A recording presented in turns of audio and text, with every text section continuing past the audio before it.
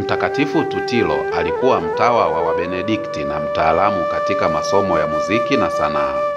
Aliheshimiwa sana kwa talanta zake katika sanaa mbalimbali, ikiwemo kuandika muziki na kutengeneza maandiko yaliyopambwa kwa mwanga.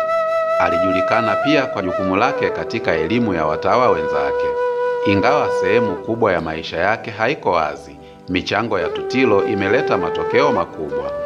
Vyanzo vingine vinaeleza kuwa alikuwa mshirika wa karibu wa Mtakatifu Notka Mtawa, ambaye pamoja walichangia kwa kiasi kikubwa katika maisha ya akili na ya sanaa ya waamini.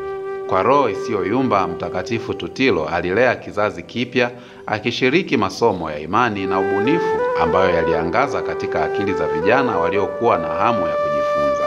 Hivi sasa wanamuziki wengi duniani wanaishi kufuata alama za mtakatifu huyu.